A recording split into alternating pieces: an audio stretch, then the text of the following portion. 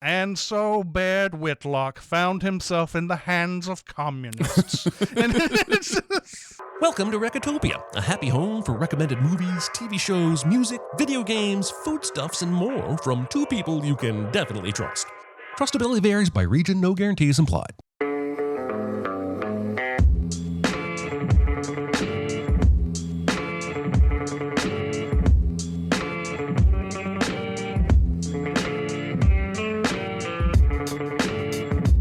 And now, here are your hosts, Chris Atkinson and Aaron Dicer. Seems Allegra's a no-show, which is simply a bore. But I'll partner you in bridge. Why the pout? Would that? It were so simple. hello, everybody. It is episode 127 of Recotopia. My name is Chris Atkinson, joined by Aaron Dicer. Handily ho, Caesarinos. Oh, there you go. That's what we're talking about. That's the good stuff. Today's big recommend is Hail Caesar, a Coen Brothers movie. I think it's our second. Maybe our. I think I put Inside Llewyn Davis on here as a big recommend at one point. Oh, so that would be three of them then. So there you go. Coen Brothers making they have a long list of these types of movies, I feel like. Yeah. But I would also like to welcome chat. Who have come out here to watch us talk about movies here on a Tuesday. We appreciate you guys coming out. Aaron, do you have any small recommends? It's no big deal. Itty bitty living space. It's so small and light. It's small, it's tiny, it's petite, it's wee. Oh, but of course I do. And it's going to get interesting with the first one because I am recommending Trap. This is M. Night's latest movie. Ostensibly an excuse for him to do a music documentary about his daughter. Yep. And I think he said as much. That's not me. I think he's literally said, this was just a great excuse to bring a lot of attention to my daughter's music career. He can't hide that. No. He knows he can't. No, he cannot. So, yeah, I actually had a really good time with this movie. Despite being aware of all the reasons people will hate this movie, I had a blast. I think Josh Hartnett is really fun in this, and you're going to hear that word a lot as I talk about the movie because I just thought it was fun. I just thought it was a really fun experience. I think the Lady Raven character, his daughter, her name is Seleka. I can't remember which, but I thought she was fine. Ariel Donahue, who plays the girl in this, I haven't really seen her much. I thought she did a good job. Of course, everybody is acting under the M. Night umbrella, which is almost a different kind of acting anymore. It reminds me of the discussions that were had about like the prequels and how George Lucas directs actors to have a certain kind of different presence when they deliver their lines, because M. Night kind of falls into that a little bit. But it's just it's an interesting, one day story of, this absolutely insane FBI sting operation that makes no sense, but is a lot of fun to watch the battle of the minds between Cooper, the Josh Hartnett character, and Haley Mills stepping in as the FBI, or not, I guess technically not in the FBI. I think she was a profiler who was working with the FBI to capture him. So I'm not going to give anything away about it, but I did have a good time despite my Cinemasins brain being very active, especially during the third act. This is going to be one of those that's going to have like 300 sins to weed out once we get to try to whatever, but yeah, I watched this, and by the way, Haley Mills in a movie called The Parent Trap and Trap now. That's pretty awesome. Josh Hartnett's kind of had a career renaissance. Oppenheimer, I think, started that more than anything, although Wrath of Man may have been a good one for him too, but man, I loved Trap for a while, and then it gets to the third act, and I wish I could tell you why the third act of this movie ruins it for me, but it also would ruin it for you guys if you're wanting to watch the movie. Right. So, I don't want to tell you what happens there, but I was actually enjoying it. This movie is really This Works, the movie and all the typical M. Night, people saying things weirdly to each other and all that. I actually was down with all of it. But then the third act came and I was like, nope, Nope. Now Can't do you've it. lost me. Too far. You've just lost me. Yeah. Yeah, you just lost me. So yeah, I really wanted to. I was sitting there going, I'm actually loving this. How is this possible? And then it just zoomed on down. It's interesting too because I most M. Night movies are a little over the top, not just with the acting and the stuff that's going on, but also with the themes and the messages. I think of Old, like the way characters will say things about, oh, when you were young, and they're looking through photos of when they were young in the car. Like he just lays on thick the thematic stuff. And it's kind of missing in this movie a little bit until the third act. And I think that's really interesting because I think the third act is supposed to bring home ideas of, what is family to somebody like Cooper. I think those are the things he's trying to distinguish between. And I don't know if because that stuff didn't work as much for me as usual in an M. Night movie that I was able to even more just kind of let my guard down and just have a good time with the silliness of it all. But I just didn't find myself too concerned about that. And I think at some point you just go, okay, I'm just along for the ride or not.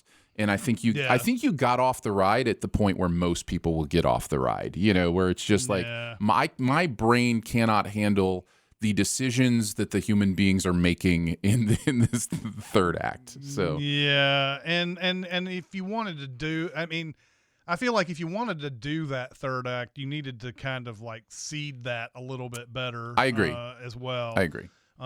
So anyway, I think it's I don't begrudge anybody for hating loving this movie. Yeah. So it's one of those type of things where it's got a lot going for it, so go have some fun with it. Don't worry about anything else. Yep.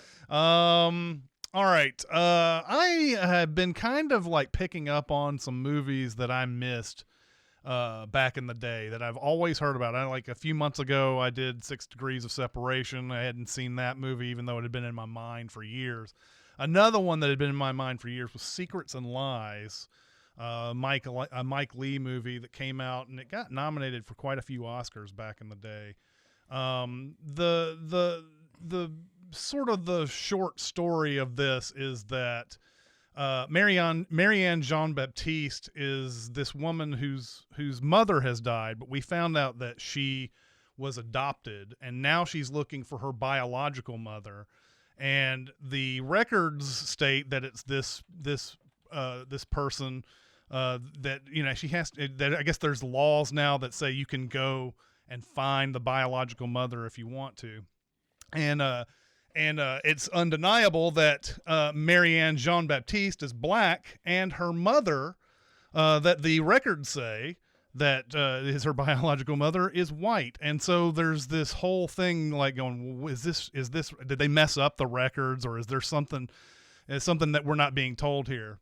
Cynthia is being played by Brenda Blethyn in a great performance. It's just someone who is so sweet all the way throughout, and just like an emotional wreck when she gets a call from her daughter that she didn't realize was still out there and everything. Meanwhile, she has an actual other daughter that has this kind of like terrible existence with, where she, her daughter doesn't really respect her mother, and they're just kind of like in this constant arguing state and everything. But and then Brenda Blethyn also has a brother played by Timothy Spall, and he's married to some woman who hates Cynthia. And so there's a little thing going on with them. There's a secret that they have that I think you can guess pretty quickly. I don't know if it's one of those things where they back in the 90s you didn't talk about this type of stuff, but I don't know, it was pretty easy to guess. I don't know if they were trying to make it a big surprise by the end of it, but they aren't telling people what their secret is. Anyway, Marianne Jean-Baptiste ends up calling Cynthia, and they start kind of very slowly hitting it off after a very emotional time period of getting to know each other. And so the question becomes, does she introduce this long lost daughter to her family, who will not understand any of this once that happens? And that's what this movie is leading up to, this big barbecue that they're going to have for a birthday party. This movie is fantastic. Oh my Nice. God, I can't believe that I let this one go for so long. But I think this was a movie that I tried to find on streaming. It might be on streaming now, but I ended up ordering a Region B Blu-ray for this thing, and I had to watch it on one of my region-free Blu-ray players. So anyway, great movie. Highly recommend if you can find it. Yeah, I'm gonna get it immediately on my list. I've never seen it. In fact, I'm adding it to my Letterboxd list as we speak because that sounds amazing, and I love Baptiste. Broadchurch was where I think I fell in love with her as an actor. But she's had a sneaky career. Like, she's been in a ton of stuff, and so I'm excited to see this. I'm glad you brought it to my attention. 8 says it's on Max, which at the time that I bought this, I actually have had this for a really long time. Max was not a thing, so so there you go. Yeah. Ordered a Blu-ray that is that then the streaming services took over and are showing the movie now. So there you go. My second small recommend is a very strange one. I've recently come back from a family vacation with my kids, and they always introduce me to cool stuff when we're together. And this is an artist named Steve Cruikshank. This is a musical artist, but the concept that they introduced me to is the concept of negative harmony. Now, if you've never heard of negative harmony, it's basically taking the harmonies of a song and inverting the keys based on some sort of average baseline of the notes. So that's the simplest way I can say it, mainly because I don't really understand it. But that is as simple as I understand what negative harmony is. Well, Steve Cruikshank has kind of made a career lately on like Spotify, YouTube Music, wherever you listen to your stuff, on doing negative harmony covers of famous harmonic songs. So the most interesting one to listen to immediately is Bohemian Rhapsody. Listen to the negative. You could even just search negative harmony Bohemian Rhapsody and you'll see his version because he's pretty much the one that's doing these. And it is a fascinating listen because the song is completely different, but it still kind of works, but it gives it a different feeling and tone based on the way, notes are resolving and chords are happening. I think if for no other reason than even just an experimental listen, you're going to enjoy listening to some of his negative harmony covers. But if you are, like, if you've ever taken music theory or you're big into music and that kind of stuff, I think this kind of stuff's going to be really fascinating to you. So yeah, just look up negative harmony, Bohemian Rhapsody, Steve Cruikshank if you want to search for him specifically. But it's really cool stuff. So he's like kind of got a YouTube or an Instagram or something. Yeah, like you that. can find it on YouTube. You can find it on the music providers, like if you have Spotify or YouTube Music or whatever. But yeah, if you do a search for his name or negative harmony, Bohemian Rhapsody. Another one I listened to was Sounds of Silence. I thought was really interesting. The Simon Garfunkel one. So he's also not singing these covers. He's taking the original, I believe, if I'm understanding it correctly, the original Freddie Mercury, Simon and Garfunkel vocals, and then modulating them to the negative harmony. So it's a really interesting one. Yeah, I'm definitely going to take a look at this. I love any time that people take existing art and turn it into something new like that, or look at it in a different way than you haven't thought of before. So I think that would be really, really cool. Yep. So yeah, I'm gonna take a look at this later on today. In fact. All right, my next recommend is Adaptation from 2002. This is the second collaboration between writer Charlie Kaufman and director Spike Jonze after being John Malkovich. I've seen this movie a couple of times over the years, but it was time for a revisit. And yeah, this movie holds up so well. It's so good. And I feel like it's almost something only Charlie Kaufman could do, really. The idea that he takes in reality and then mixes it in with fiction and everything. This is a, I can't remember how real the story behind the story was, but the idea was to adapt a novel from this writer Susan Orlean, who Meryl Streep plays in the movie, and adapt that novel into a movie. And Charlie Kaufman is played by Nicolas Cage in this. And they have scenes at the very beginning where he's on the set of Being John Malkovich, and there's like John Cusack and Catherine Keener show up and all that.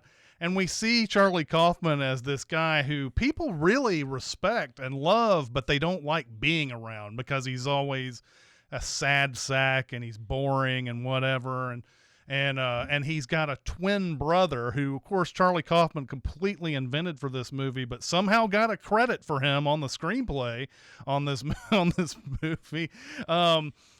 Nicolas Cage playing two different characters who are so distinctly apart that it's I think I didn't look at the whole list of people who were nominated that year, but probably should have won an Oscar. I mean, I think he did get nominated for this, but the whole thing is about him trying to adapt this novel that's not really. It's based on this. I think it's a New Yorker article or whatever, and Meryl Streep plays Susan Orlean, goes to Florida, meets this person played by Chris Cooper, who goes around to swamps and is like stealing orchids and things of that nature, and knows a lot about flowers and knows a lot about this and that and whatever. And that was what that story was initially about. Meanwhile, Kaufman is trying to adapt this into a movie, and he's getting all these ideas about how we can make this exciting and everything. But it's really about his writer's block all the way through that, and him being unable to adapt this type of thing. And of course, adaptation has multiple meanings throughout this movie, whatever you want to go through. It's a very well named movie. But if you've never seen Adaptation, do yourself a favor. And during this period of time, during this 2000s period of time when The Wicker Man came out, a lot of people were really down on Nicolas Cage and said, well, he's in nothing but terrible movies. 4 years prior was in this movie and was in several movies during the time of Wicker Man that were actually very, very good. Matchstick Men and Lord of War and all these type of things were going on during the time. So, but yes, this is a fantastic, fantastic movie. I may even like this more than Being John Malkovich, even though I love that one. I put that in high esteem too. So yeah, there you go. Adaptation. I do love this more than Being John Malkovich. I do love them both. Yeah, this is one of my favorite movies. I think Kaufman he's just so interesting in how he is able to be meta, but not let the emotion of the movie get away from him.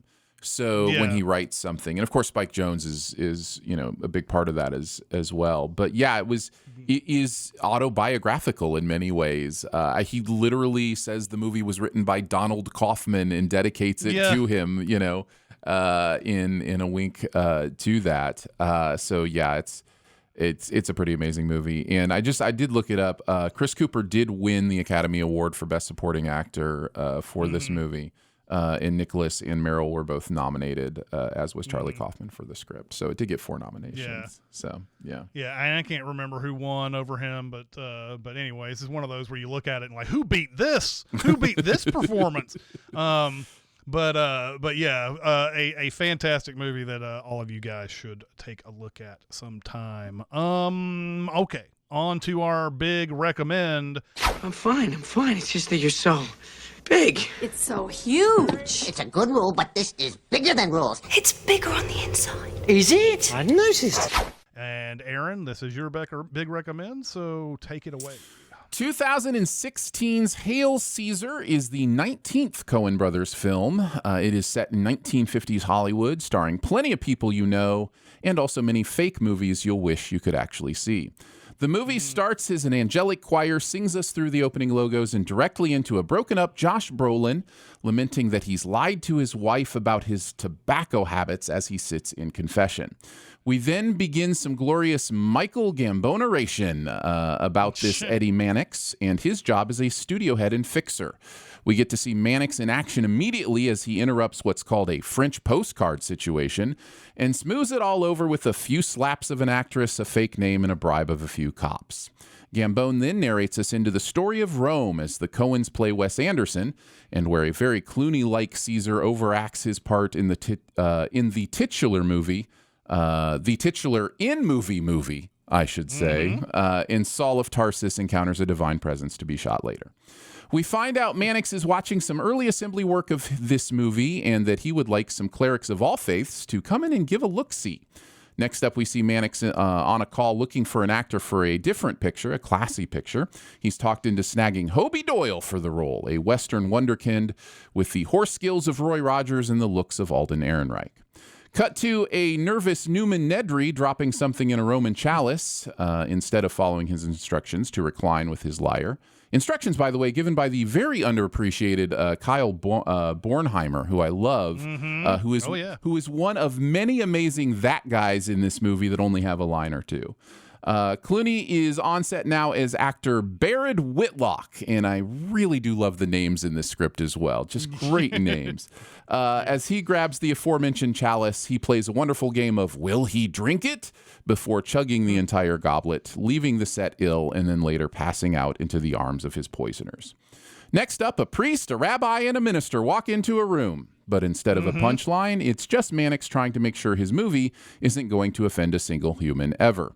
After one of the various clergymen decides to be excellent at chariot sins, we're treated to an amazing meeting of the religious minds on what is and isn't deity and how it should be portrayed on film. Back to Hobie now, who's told the studio is changing his image, so he leaves his plate of beans to go to a soundstage and dress up in a tux. Meanwhile, Black Widow does her best Aquaman impersonation as actor Deanna Moran, but she is clearly ticked off about having to wear the mermaid tail and hinting at why it might not be fitting as good as it usually had.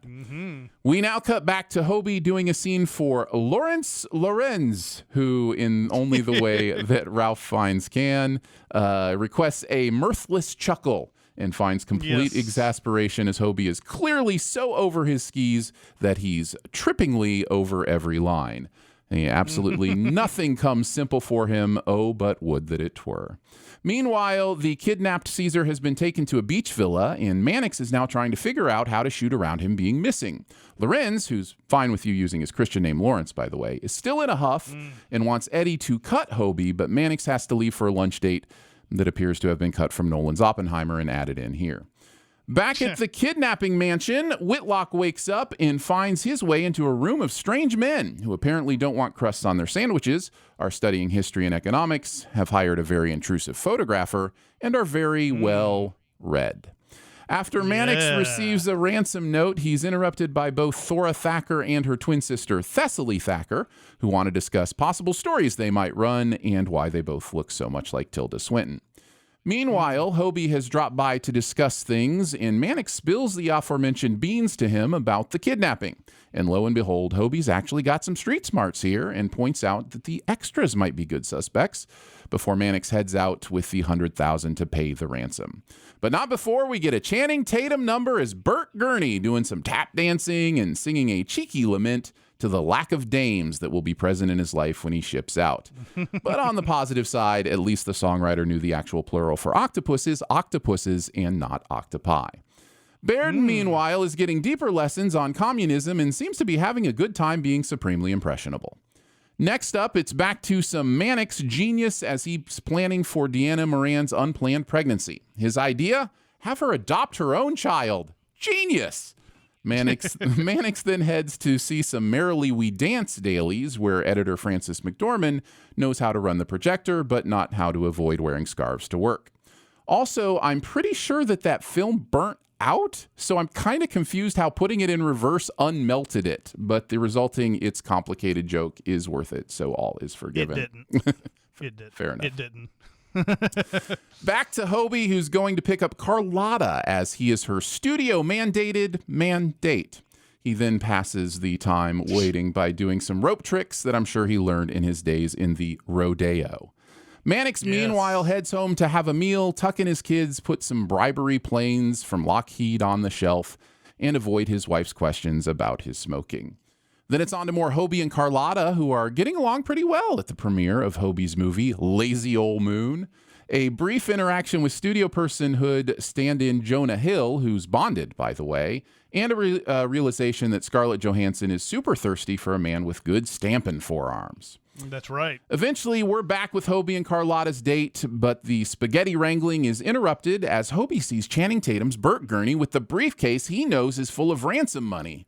So Hobie follows him to the kidnapped beach house, which apparently also belongs to Burt, who's leading his fellow Hollywood commies out to sea to hunt for the Red October so he and his puppy can escape to Russia with or without the actual ransom money. We then briefly wonder what Jesus might want for breakfast and if he's an extra or a primary. After that, Hobie takes Baird back to Mannix at the studio so he can slap the socialism out of him and get him back to work before handling Thora's possible On Wings of Eagles piece about how exactly Baird got that job by telling her that her source, Burt Gurney, just left town on a communist sub. In his final interaction with Christ on the cross, Baird absolutely nails, pun intended, everything about his final monologue except for that whole faith part.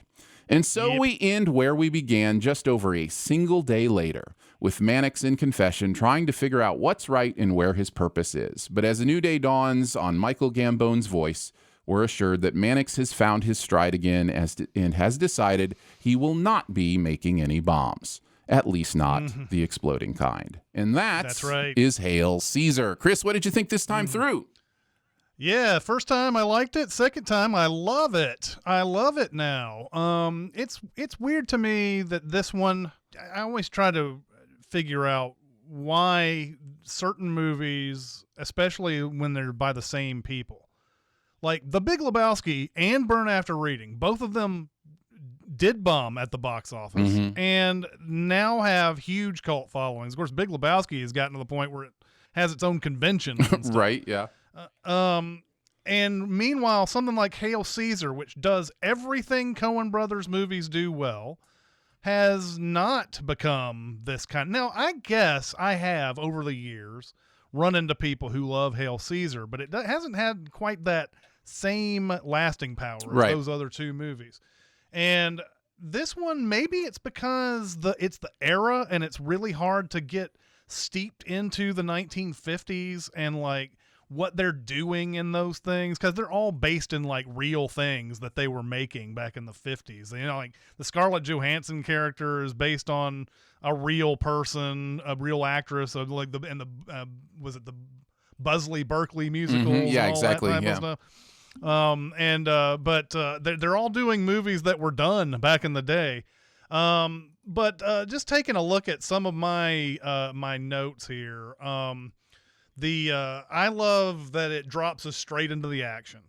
Movie kind of skews confusing at first because you're like, who are these characters? What is this going on? But that's fairly easy to follow after about 10 minutes. Like, you just have to keep track of some names.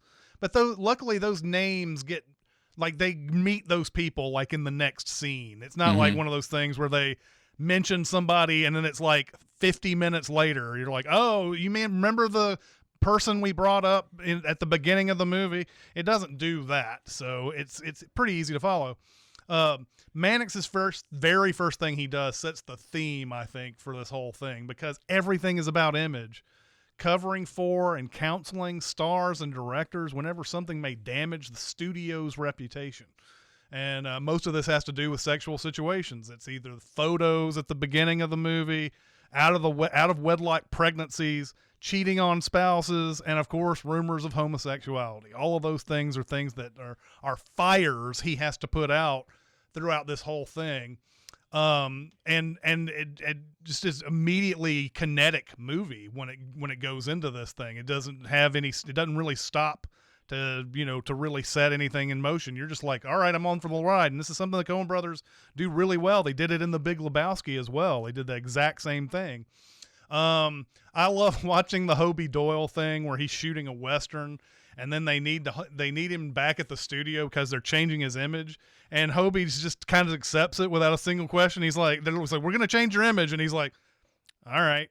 And then he goes back to the studio. But I love how you see how his character actually does transform as the movie goes on, because, you know, the first thing we see, he's completely out of his element going into that stuffy movie based on a play that's got all these, like, you know, these words that are like, it's funny because Ray Fiennes is sitting there trying to get him to do he's trying to get him the mirthful laugh, and like he has to pretend like he knows what that means.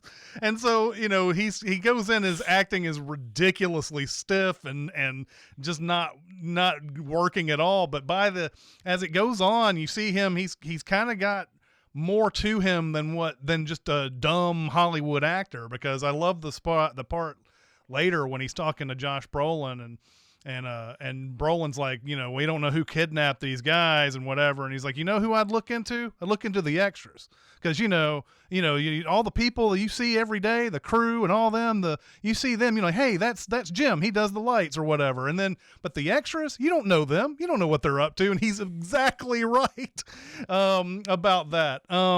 So the would that it were so simple scene is just dynamite. It's glorious. That's just, that whole thing, and I think it would work without all the stuff leading up to it, but it so much leads up to that scene because you have the mirthful laugh and the fact that Lawrence Lorenz, because he keeps saying Lawrence, and then he's like Lorenz, and then finally he says Lorenz, and he's like, it's Lawrence. We can go by for but like all these different words, and I think even the line, this is not even a line I think is meant to be funny, but I think the actress's line in there where she says, "Come over here and sit next to me on the divan," like nobody calls it a divan. Like this is you can tell this is one of those plays or whatever where there's and it's a pretentious thing being directed by a pretentious director, and it's so funny seeing a guy who just came off of a Western go on to that set. Mm. That is just amazing. Ray Fiennes going into Josh Brolin's office and saying, Lawrence Lorenz presents. That's always been the thing that we've been doing. Love that too. I love that scene where Brolin has all the religious figures in the room. And it was funny to me that you said there is no punchline because you started it off like one of those classic rabbi and priest and everything. But it has a dynamite punchline. Oh, of course. To the whole thing. Yeah. The thing is, you know, all these he's brought in these religious figures to make sure that they're making this movie, this perfect movie about the Christ. And there's differing opinions along all the religions, of course, of what that actually means. And they have this big argument about it. And the one who's really, really digging in on this is the rabbi. He's like, no, this is the way Christ should be, or whatever. And then finally Brolin gets down to brass tacks and he's like, you know, so what do you think of how we're portraying it? And the guy's like, I've seen worse or whatever. And then the rabbi's like, I don't have an opinion. Then after all of that, he has no opinion. I love that one. The scene where Clooney is sitting there being lectured to by his kidnappers, and they're sitting there talking about economics and the body politic and history and all of that, never letting on they're communists. But if you're wise to what communists are, you kind of have an idea of what's going on. But that narration that Michael Gambon comes in with, and so Baird Whitlock found himself in the hands of communists. And I just love the fact that they just sat there and didn't say communist the entire time in that conversation. And then Michael Gambon comes in and just like, yeah, they're communists, by the way. I love his narration in general in this movie. The Coen brothers do narration like no other. That Sailor musical number, No Dames, is very, very if the Lonely Island wrote show tunes in the 50s. Yep. It's pretty great. sitting there like they're lamenting the fact that there's got to be no dames, but then the guys start dancing together and like, hey, maybe this won't be so bad after all. I kind of wish that the movie had never, and I'm sure this is how they would have handled something. Maybe they wouldn't have handled something like that. I think a bartender coming in and saying, hey, this is not that kind of place, kind of ruins it a little bit for me. I wish there was nobody saying anything about it. Like, just let you be in on the joke and not say anything after that. That was I love that scene. And of course, Channing Tatum obviously has moves. Of course, I saw some behind the scenes thing. All of this stuff is done with wires and harnesses and stuff like that, because you don't want Channing Tatum to to do a handstand on the bar and then just suddenly slip and break his body for doing all of this and everything. So the other thing, Channing Tatum whipping his head back as the boat heads towards the submarine, that gave me a huge laugh. I love that a lot. Baird's great speech. You mentioned this. Baird's great speech in the movie, within the movie, where we see the crew getting moved by it. Like, the guy in the lights is like, wait a minute, I don't have to just look at my lights and make sure my lights are okay. This is a performance right here. And then he ruins it by not remembering Faith at the end. And then here's another little aside. I thought it was very neat that the movie, I don't know if the Coen brothers did this on purpose, but it captures in a frame Christopher Lambert and Josh Brolin, both people married to Diane Lane in their lives. And obviously far enough apart that I don't think there was like any like ill will between the actors or anything like that. But just capturing two people who were married to the same person. And then, as I found out in the IMDb later, Diane Lane actually played the wife of Mannix in Hollywoodland, because Mannix is based on a real person. And so I thought that was a really cool thing, too. And knowing the Coens, they probably knew all of that going in.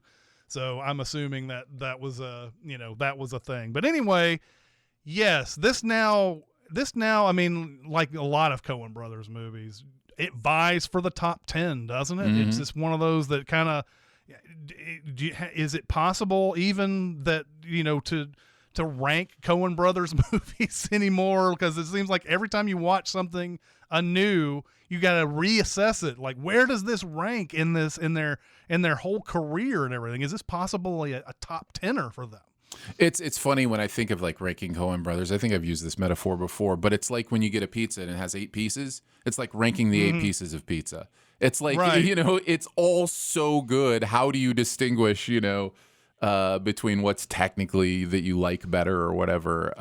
And I love that, this is late stage Coen, Inside Llewyn Davis, then Hail Caesar, are really kind of the last 2 technically full narrative films the Coens directed together. I mean, you have Buster Scruggs, but that was kind of a bunch of shorts that they put together that have a little thematic connection, but it's a little different.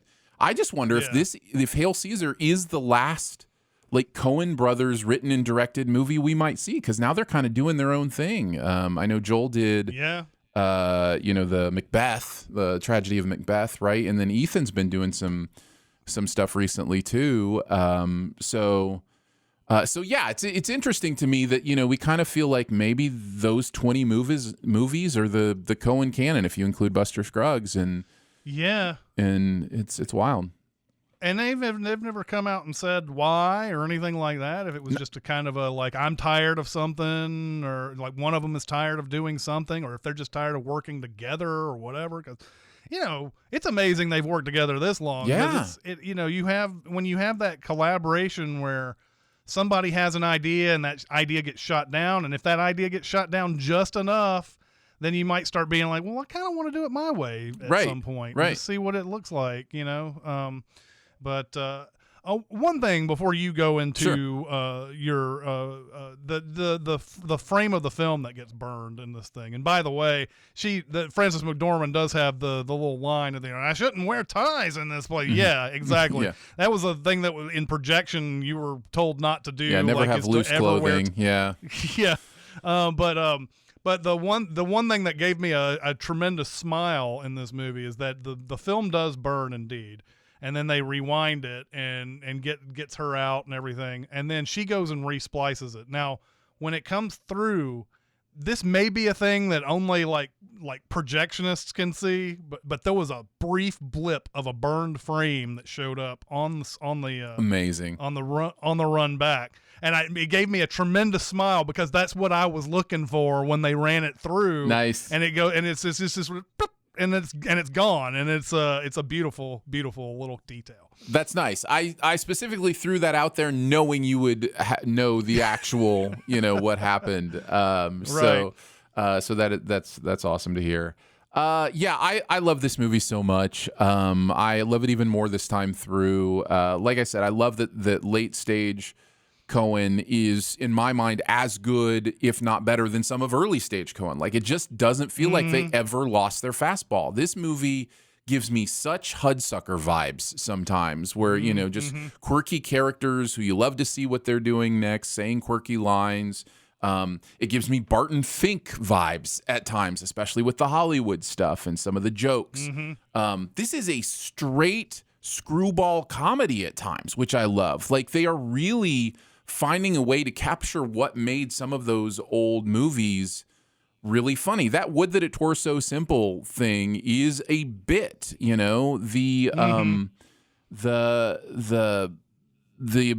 guy moving the bottles in the No Dame song, there's just all these like bits that they're doing that are so fun. Even I mentioned even like the will he drink it bit, that's like a classic movie bit, and they do it really, really well. So I really did this time through fall in love with the movies in the movie, Merrily We Dance, Lazy Old Moon. Like they're aping all these kind of 50s films in this. I found a quote from Joel talking about Hail Caesar and about how, they grew up watching these movies and loving them. And he said, we loved that stuff. We just didn't realize we were watching crap. And it's that kind of feel like you're honoring these kind of lazy in some ways movies because they're just, taking a well-worn structure and putting a new face on it. I found all that stuff really, really fun. Yes, you mentioned the wood that it were so simple is just, it should be taught in schools. It's just that good. And I love it.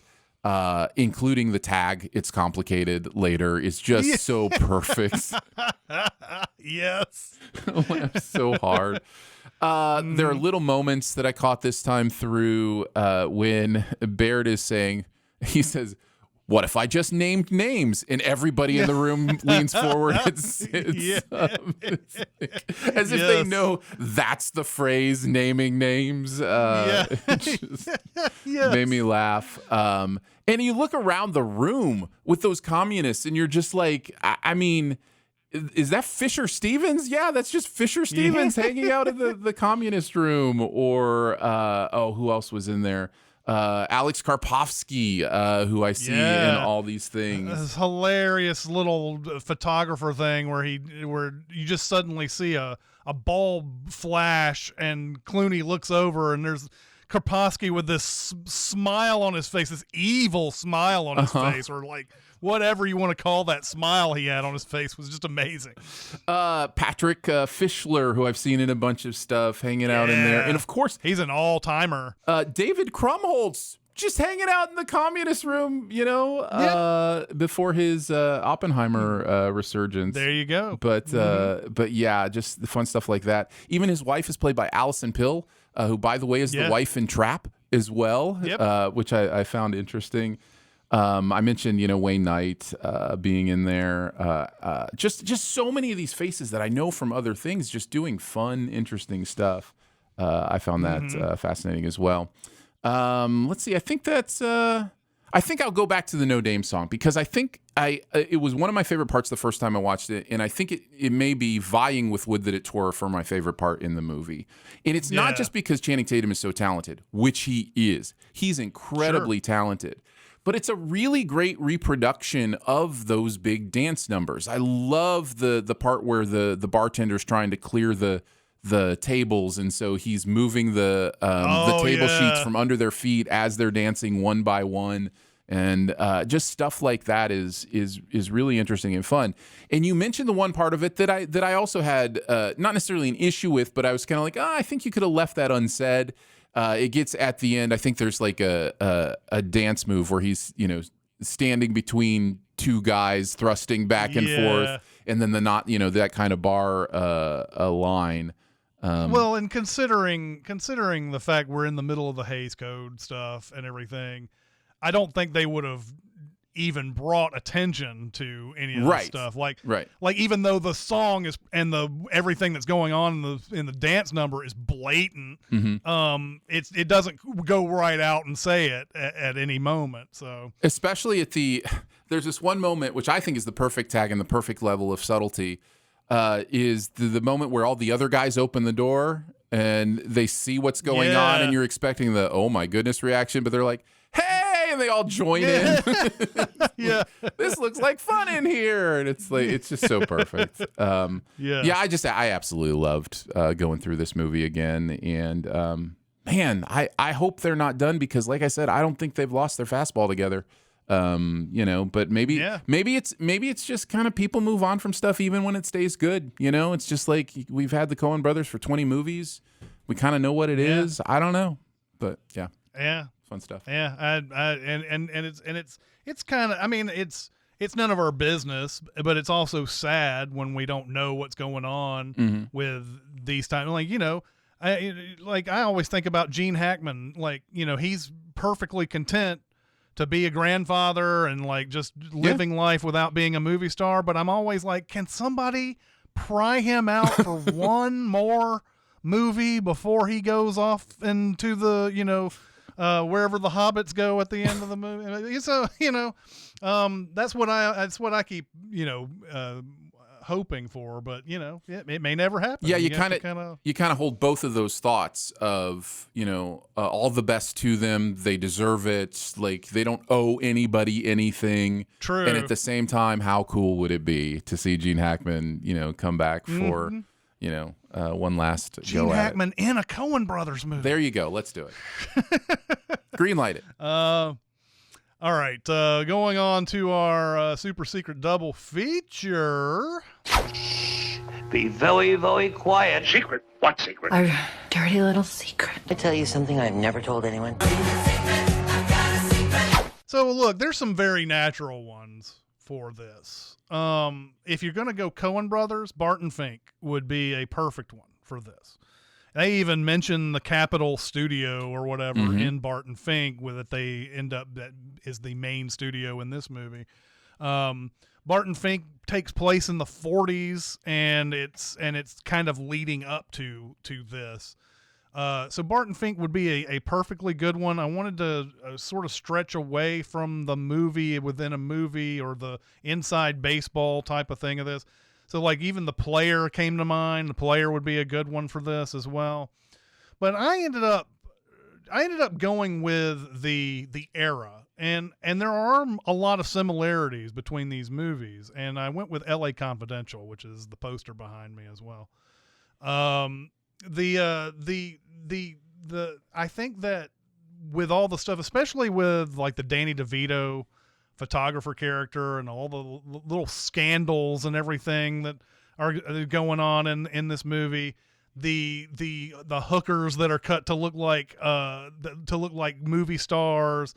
There's a lot of stuff in LA Confidential, even though it's a mystery thriller movie and it doesn't blend itself well with this comedy that's of Hail Caesar. The era itself, I kept thinking of L.A. Confidential during this movie, regardless, because L.A. Confidential takes place in the mid-50s, I think, and it's kind of I think if you wanted to have a double feature here, these would be two dynamite ones to go with, even though L.A. Confidential is not a movie comedy of any sort, but I think it would do well. So there you go. I agree. I think this is a great pick. In fact, you look at one thing we didn't talk about thematically. There's a lot of different storylines going on in Hail Caesar, but the primary protagonist storyline is Eddie Mannix, and it is a noir storyline. The narration, the way it's shot, like it's very noir. And so it fits perfectly with this idea of L.A. Confidential. So yeah, I think that's a great choice. Perfect choice. All right. Let's go on to next week's homework. Okay. So guys, we've had enough fun here, haven't we? We've had a lot of laughs. We've had a lot of comedies, things like that in there. Be prepared not to laugh whatsoever with this one. This is a movie that I have loved for a while, but it's time to look at a revisit. It is 2001's The Pledge, and it has a 6.7 on the IMDb. I think that's probably about right for something like this. But in the middle of it, you have a terrific Jack Nicholson performance. This is directed by Sean Penn. So, of course, because it's directed by Sean Penn, it is almost humorless and it is bleak. But it is about a guy who has told a woman he will find the killer of her child. He will do this. And you know what? You can't doubt it when Jack Nicholson tells you that. So yes, be prepared for a debate on this one. This movie is not going to be for everybody, but yeah, Jetsmet says no laughing allowed. There is some actually. Now that I think about it, there are some funny moments in The Pledge. But Aaron Eckhart is in this one too, and you're going to be like, Aaron Eckhart's such a dick in this movie. But anyway, The Pledge is a movie that I've been wanting to revisit for a really long time, and I haven't been able to watch it in forever. So I would love to and just remember that I love this movie because it's one of those that you will debate with yourself for a really long time. Like, does he do the right thing in this movie? So it's like a conundrum movie, kind of like you come away like thinking about what choices would have I made and those kind of things. Exactly. That's great. Yeah. I love those kind of movies. And I take it you have not seen this one. No, this is completely off my radar. Completely missed it. Didn't even I don't know that I even knew it existed. So I'm really excited to check this out. Yeah, this was a movie that it was one of the first times I quit Hollywood 27, which there were a couple of those. This was the last movie I watched before the first time I quit from there. I remember watching this movie and then turning in my keys and everything, and then I was done working at Hollywood 27 for a while. But anyway, this is a great one. I can't wait to revisit it, and I can't wait to hear what you think about it as well. Excited. I guess we got time for a question or two. Question. I got something to say. I want the truth. I am listening. Let's go with favorite war movie. Favorite war movie? Complete sentence question. I'm Ron Burgundy. I think I'm going to cheat on this one a little bit, maybe. I don't know, but I mean, it's right. It's right there in the franchise's title. But I'm going with The Empire Strikes Back as my favorite war movie. Probably not what's intended, and if we need to go what's intended, we can. But you know what? Fuck what's intended, Aaron. Fair enough. I just really love Empire Strikes Back, and technically, it is a war movie. Okay, good.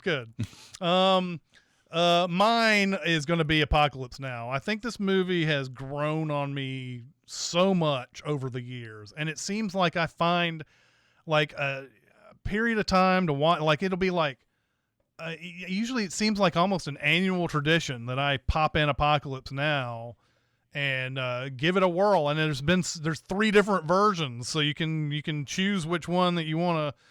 I've grown to love the director's cut, the final director's cut of this movie. But it's one of those that just has built and built and built. And I know that, Saving Private Ryan and a lot of movies in the past are like they're going to be most people's favorites. And Apocalypse Now is not like, it's going to be a popular choice. I'm not going to say that it's not, a lot of people wouldn't say that, but there's just something about that particular movie that just puts me in a different kind of mood and different. I feel like it's one of the best that's ever been. It's really good, and I only watched it recently for the first time, and I forget which. There's a couple cuts of this, right? Like, isn't there? So there's the original theatrical, which is like a 2.5-hour movie, and then he came out with Redux, which was like a 4-hour version, right? And then he came out with a director's cut when the 4K stuff came out. That's 3 hours. That's the one I've seen. I've actually never seen Redux. I've never seen the 4-hour version. Yeah, I think I saw the director's cut, the most recent one, and was blown away by it. I thought it was really, really good. Yeah. Over in the chat, Jets Mets and Nick Jagged both said 1917 at about the same time. 1917 is good. I haven't revisited 1917 in a while.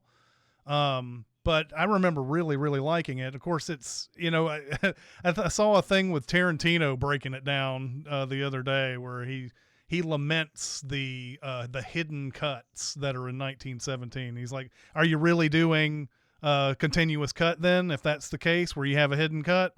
And you know how Tarantino is. Tarantino's like, you can't cheat. You can't cheat whatsoever in these movies or else it doesn't have the same effect. Well, can I explore that just a second? That's a really interesting debate because what Tarantino is saying, if he's saying like, quit hiding the cuts, do it for real, he's saying that the movie making is part of the quality of the movie made. So in other words, the effort you're putting into making the movie is part of the thing to consider whether a movie's good. I don't think I agree with that. I think it's what's on the screen. But I don't either. And somebody as well versed as Tarantino, it's hard to disagree with him on those things all the time. But yeah, I do disagree with him there because the effect is, if you didn't see them, and maybe he sees the hidden cuts, that's a possibility. I mean, I just told you that I saw the little blip frame and the thing there, so maybe he sees them. But I never see them when they have hidden cuts. But they said he was the Robert Rodriguez took him to task on this during Sin City. As Rodriguez is using nothing but green screens and everything all the way through this and special effects. And Tarantino wanted to shoot his section without any assists whatsoever. He ended up having to because this is the way the movie was set up. Yeah.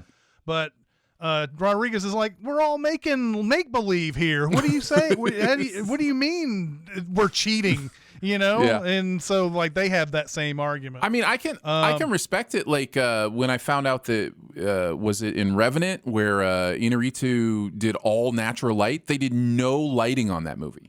That was all natural light in that movie. I can respect it, and I get the intent. The intent is like the naturalism or whatever. But at the same time, if I saw the same exact movie and they had used artificial light, I don't know that the difference matters to me as far as the quality of the film. So yeah. Continuing on in the chat, Nick Jagged also says Star Wars. Slab says Tropic Thunder, which I believe was Jeremy's answer if we had gotten to this question. Yep.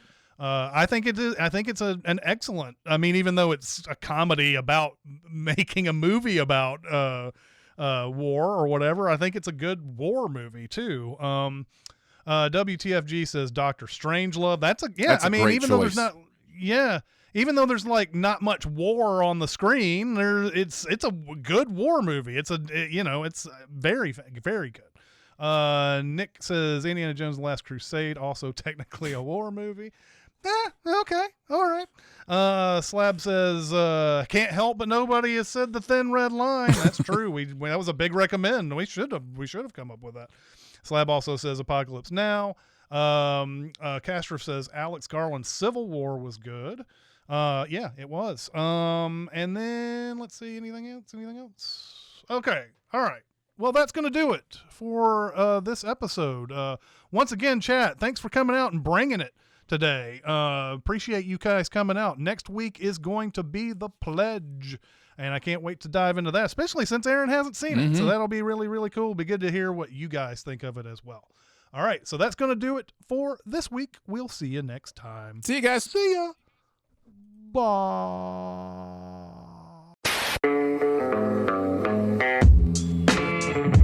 Be a part of the live show by being a member of the Sin Club at Patreon at patreon.com/cinemasins. Chat with us on the Cinemasins Discord at discord.gg/cinemasins or Cinemasins Twitter at Cinemasins, and email any comments or questions to recotopia@cinemasins.com. That's RECOTOPIA at cinemasins.com.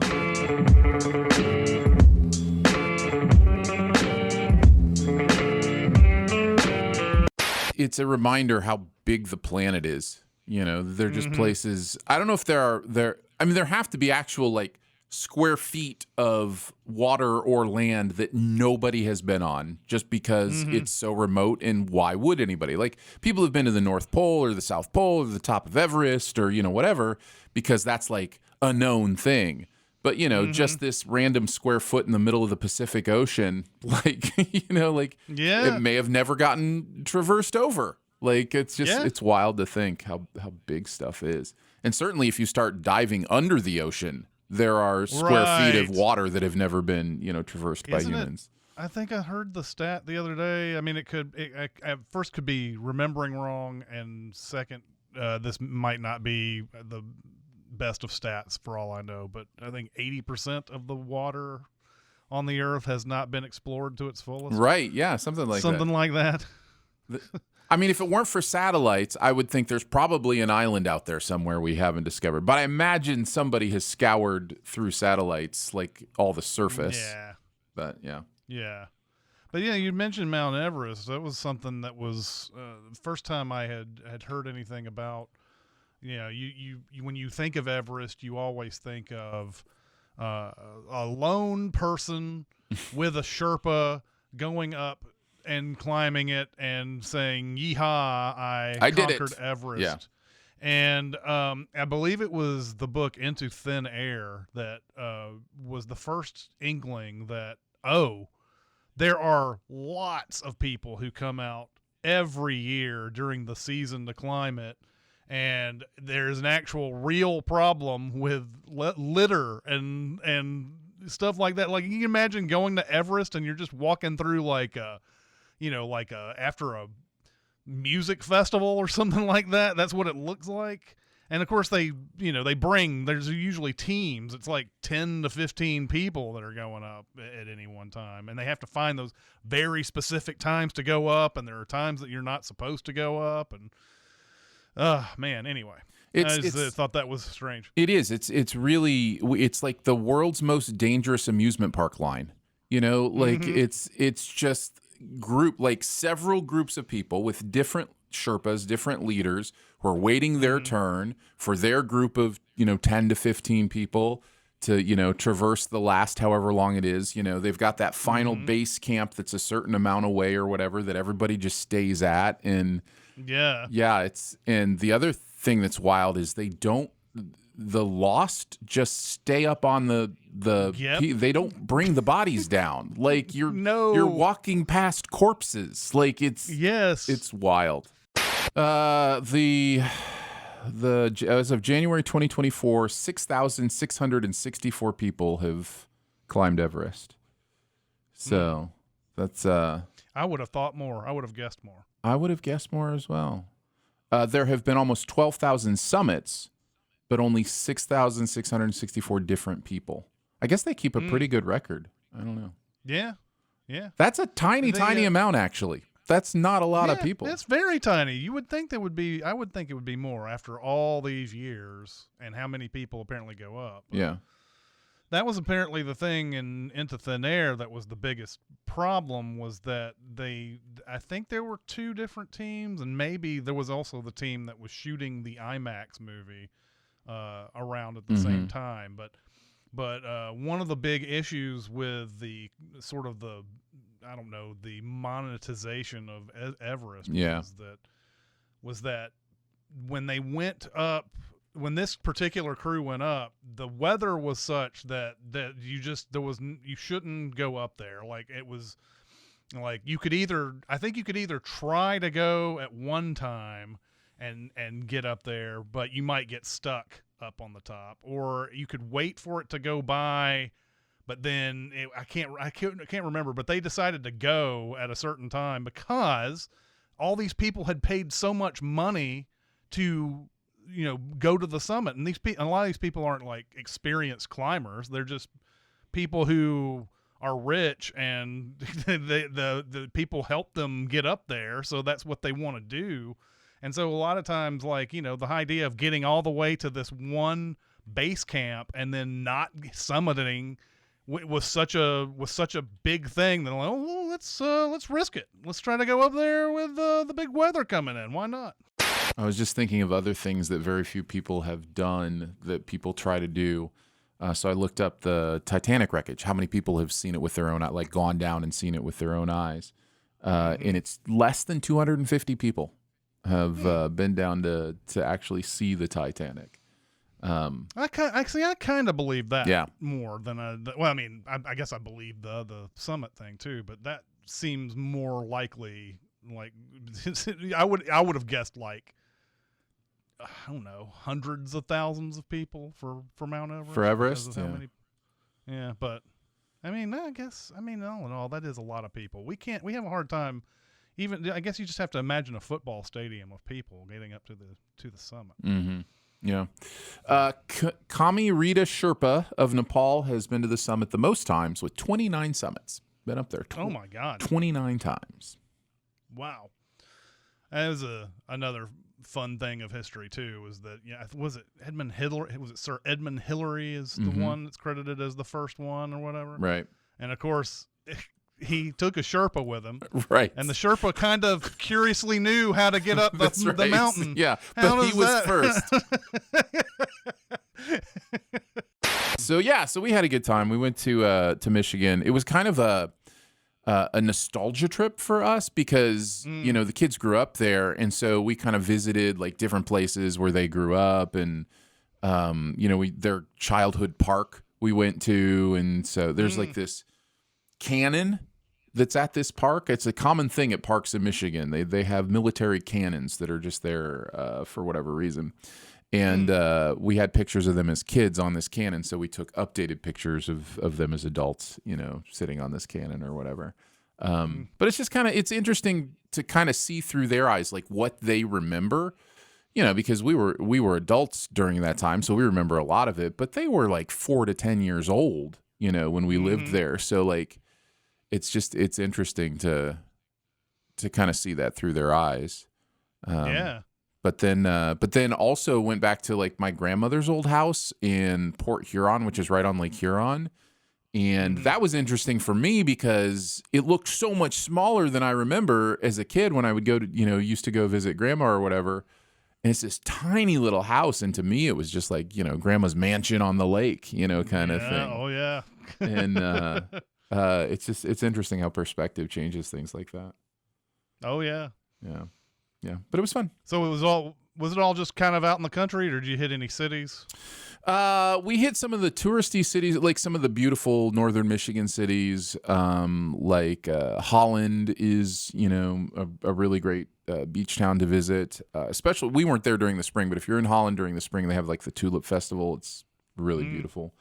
But like Port Huron's a fairly decent sized city. But no, we didn't hit like Detroit or Flint we stayed right outside of Flint, but yeah, Detroit would have been a hike, right? Kind of. Not it's where you were. You know what? It's really funny because you see like the whole lower mitten of Michigan, and you're like, oh, I bet all those big cities are spread out, and they're all down in the southeast corner. So you've got Detroit. Oh, really? Yeah, you've got Detroit, Ann Arbor, Flint. All that stuff is within like an hour and a half of each other.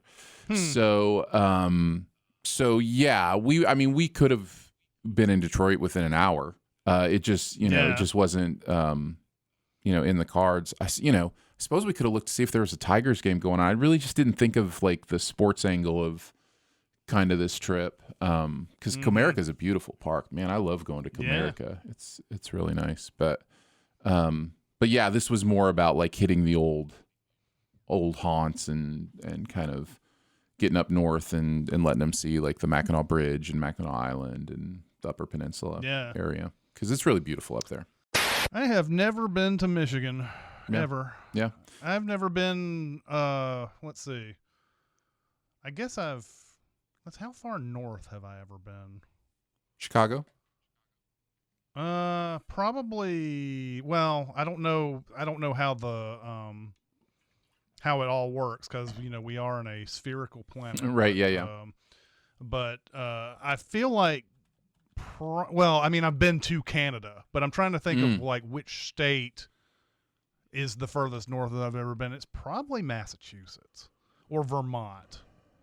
Probably Unless Vermont for some reason somehow dips below Michigan if you start going around, No, I think sometimes you're. Sometimes you sit there and look at it. Yeah, what? My understanding is that Chicago and New York City are about the same, whatever it is, latitude, longitude, north. So, I guess that would be latitude, right? Which goes north to south? I don't know. I'm bad with. Well, yeah, the north to south lines are longitude. Okay. But then you say something is the same latitude would be a cross, right? Yeah, latitude would be a cross. So they are the same latitude north. Yeah, I think that's right. I don't know. See, it could be you go longitude on those for some reason, but yeah, I think latitude is right. Anyways, they're the same amount north apparently, Chicago and New York City. So if you've been north of New York City in the Northeast, then that's probably your farthest north in the States, at least. Yeah.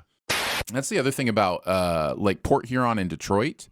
They're both just a stone's throw away from Canada. They're just a short bridge away from Canada. Like so like in Port Huron, you just cross over to Sarnia. It's just a little bridge. And oh, I bet they get the Narnia jokes all the time.